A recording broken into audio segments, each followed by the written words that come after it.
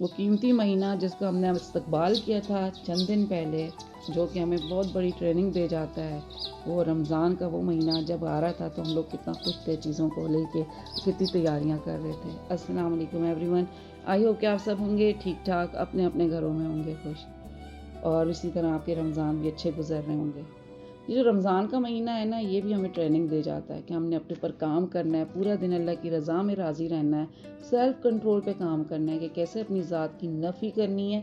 किसी बंदे की कोई बात बुरी लग जाए, गुस्सा आ गया, लेकिन गुस्सा नहीं करना है, सिर्फ़ और सिर्फ अल्लाह की रज़ा के लिए माफ़ करना है। जब आप काम अल्लाह की रज़ा के लिए करने लगते हैं ना, तो फिर वो काम आपको आसान करने लग जाते हैं। उन कामों में आपको दुश्वारी नहीं होती है, आपको महसूस होता है कि इसका अजर तो मुझे अल्लाह पाक दे रहा है। हमारे माशरे में बहुत सारे लोग रह रहे हैं जो 2 वक्त की रोटी नहीं खा सकते। तो इसी एहसास को बेदार करने के लिए और दूसरों की तकलीफ़ को अपनी तकलीफ़ समझने के लिए ये महीना आता है। और फिर 11 महीने हम इसी के ज़ेर असर रहते हैं और महसूस करते हैं कि ये चीज़ें हमें इस महीने में हमने अपने आप से प्रॉमिस की थी, इस महीने में हमने महसूस की थी, अब हमने अगले 11 महीने इसी तरह से गुजारने की कोशिश करनी है। और इस महीने का आखिरी अशरा जो हज़रत आयशा बयान करती हैं, जब रमज़ान का आखिरी अशरा आता है तो आप सल्लल्लाहु अलैहि वसल्लम पूरी तरह मुस्तैद हो जाते हैं, और उन रातों को आप खुद भी जागते थे और अपने घर वालों को बेदार करते रहते थे। और पता है आपको कि यहाँ पे हज़रत अबू हुरैरा से बयान करते हैं कि नबी करीम सल्लल्लाहु अलैहि वसल्लम हर साल रमज़ान में 10 दिन का इत्तिकाफ़ करते थे, लेकिन जिस साल आपकी वफ़ात हुई उस साल आपने 20 दिन का इत्तिकाफ़ किया था। रोज़े ना सिर्फ आपकी शफाअत करते हैं बल्कि आपकी बख्शिश का बहुत बड़ा ज़रिया होते हैं। हज़रत अब्दुल्ला बिन उमर से मरवी है कि रसूल अल्लाह सल्लल्लाहु अलैहि वसल्लम ने इरशाद फरमाया कि रोज़ेदार और कुरान दोनों बंदे की सिफारिश करेंगे, यानी उस बंदे की जो दिन में रोज़ा रखेगा और रात को कुरान पढ़ेगा या सुनेगा। रोज़ा अर्ज़ करेगा, अल्लाह मैंने इस बंदे को खाने पीने और नफ्स की ख्वाहिश से रोका, और कुरान कहेगा मैंने इसको रात को सोने और आराम करने से रोके रखा था, आज इसके हक़ में मेरी सिफारिश कबूल फरमा, इसके साथ बख्शिश और रहमत वाला मामला फरमा। चुनांचे अल्लाह ताला उस बंदे के हक़ में रोज़ेदार और कुरान दोनों की सिफारिश कबूल फरमाएगा। क्योंकि आप सल्लल्लाहु अलैहि वसल्लम कुरान पाक पढ़ने का बड़ा एहतमाम करते थे, बहुत ज़्यादा कुरान पाक की तिलावत करते थे।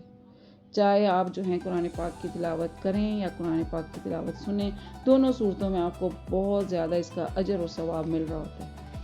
तो रमज़ान के महीने में इसके साथ साथ आप जो है अपने इस्तिग़फ़ार और इसके साथ दुरूद शरीफ और इसके साथ रमज़ान के अशरे की बहुत सारी दुआएं होती हैं जो कि आपसे मैंने शेयर की हैं, उन सब का एहतमाम करते रहें। कुछ लोग जैसे आपके पास कोई आपके हेल्पर्स आते हैं, उनकी ज़बानों पे नहीं चढ़ी होती हैं चीज़ें। आप यकीन करें, मैंने ये रमज़ान शुरू हुआ है, मेरी हेल्पर है, तो उसको मैंने जब वो काम के लिए आती है तब काम कर ले, तो फिर उसको 5 दफ़ा या 7 दफ़ा हर उस अशरे की दुआ पढ़ा रही होती हूँ। उसको जो खुशी होती है मैं बता नहीं सकती, उससे ज़्यादा मुझे खुशी महसूस होती है कि उसको एक फ़ायदा पहुंचा इस चीज़ से।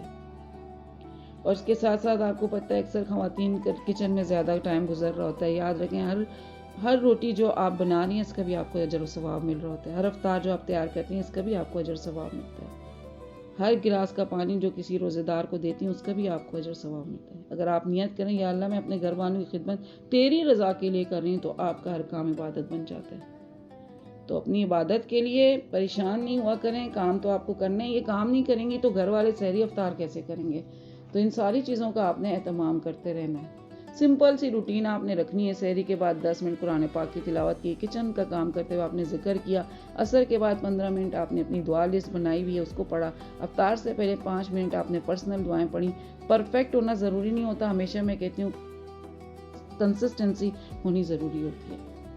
आप जितना कंसिस्ट रहेंगे आपका काम उतना ही आसान होगा। इसलिए जो है ना, आपने जो भी दुआएं करनी है, चाहे अफ्तार से पहले की इतनी कीमती घड़ियां होती हैं जो कि आपकी गुजर जाती हैं, अगर उसके लिए आप अपने प्लान करके किचन में जाएं कि आपने इतनी देर पहले काम करके किचन से बाहर आ जाना है, तो आप यकीन करें आपके पास बहुत सारा टाइम मिल जाता है।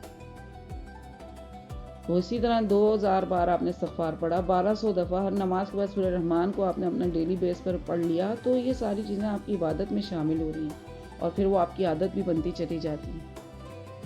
तो हर टाइम आपके लिए कीमती है रमज़ान का, चाहे अफ्तार का घंटा है, चाहे रात का आखिरी घंटा है, चाहे नमाज फजर के बाद का घंटा है। इन सारे घंटों को अपने लिए कीमती बनाएंगी तो आपके रमज़ान और बेहतरीन होते हुए गुजरेंगे।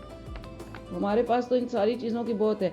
अच्छा जी, दुरूद शरीफ का एहतमाम ज़्यादा से ज़्यादा करें, क्योंकि आपकी वो तो आपकी ज़बान पे होता है आपकी ज़बान उससे हमेशा तर होती है, पूरे साल आप पढ़ रहे होते हैं। तो ये एक ऐसी चीज़ है जो कि आप डायरेक्ट पढ़ रहे होते हैं। इस तरह जब नबी करीम सल्लल्लाहु अलैहि वसल्लम पर दुरूद शरीफ पेश करते हैं, जितनी दफ़ा भी पेश करें उतनी दफ़ा हमारा तज़किरा आप सल्लल्लाहु अलैहि वसल्लम के दरबार में होता है। तो जो शख्स उनकी नज़रों में उनकी नज़रों में रहना चाहता है, पसंद करता है, तो उसको उतनी दफ़ा दुरूद शरीफ को पढ़ते रहना चाहिए। कितना अजीब सा अमल है कि अल्लाह पाक इसकी कदरदानी की तौफीक अता फरमाए हम सबको।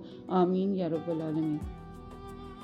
इस्तग़फ़ार को बढ़ा दें, कसरत से इस्तग़फ़ार करें, उठते बैठते बहुत आसानी है। अस्तग़फ़िरुल्लाह अस्तग़फ़िरुल्लाह। ये मत सोचें मेरी ज़िंदगी में जो है ना ये नहीं है वो नहीं है, डिमोटिवेट होने की ज़रूरत नहीं है। बस एक बार जहन से निकाल देंगे मुझे कोई मसला नहीं है और इस्तग़फ़ार करते रहें, क्योंकि नबी करीम सल्लल्लाहु अलैहि वसल्लम फरमाए जो कसरत इस्तग़फ़ार करता है अल्लाह ताला उसके लिए रास्ता ज़रूर निकाल देता है और उसे वहाँ से देता है कि इसका गुमान तक नहीं जाता।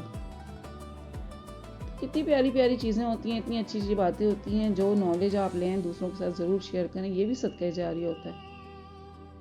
क्योंकि जानते हैं आप कि अल्लाह पर तवक्ल के बाद होने वाले मुआज़े हकीकतन होते हैं। जब आप मुसलसल दुआएं कर रहे होते हैं तो आपको लगता है कि अल्लाह इसका जवाब तो नहीं दे रहा, लेकिन याद रखें जब दुआएं करते हैं तो अल्लाह ताला तब कहीं किसी का दिल नरम कर रहा होता है, कहीं किसी के जहन में आपके लिए ख्याल डाल रहा होता है, गर्ज हमारे लिए असबाब बना रहा होता है। तो बस तवक्ल बहुत ज़रूरी है। तवक्ल की राह पे चलते हुए बहुत खूबसूरत है, क्योंकि इसमें तुम्हारे साथ तुम्हारा रब है और रब की मोहब्बत दिलों का नूर होता है। इस्तग़फ़ार हो गई, सूरतें हो गई और इसके साथ साथ अशरे की जो दुआएं हैं उन सब को जो है ना अपनी रूटीन का हिस्सा बनाएं। यहाँ जी एज़ यूजुअल आपको पता है अफ्तार बन रही थी बच्चों के लिए, मैंने कहा सब चीज़ें करूँ। हाँ जी, ये सबसे आसान थी तस्बीह फ़ातिमा, मैं इसका जिक्र करना भूल गई कि 33 बार सुबहान अल्लाह, 33 बार अल्हम्दुलिल्लाह, 34 बार अल्लाह अकबर। ये तो चलते फिरते आप आसानी से करते हैं। आई होप आपको मेरी लास्ट वीडियोस की तरह ये वीडियो भी पसंद आई होगी। वीडियो पसंद आए लाइक करें, शेयर करें, सब्सक्राइब करें और दें मुझे इजाज़त। मिलती हूँ आपके साथ किसी अच्छी और नई वीडियो में। टिल देन, फी अमान अल्लाह।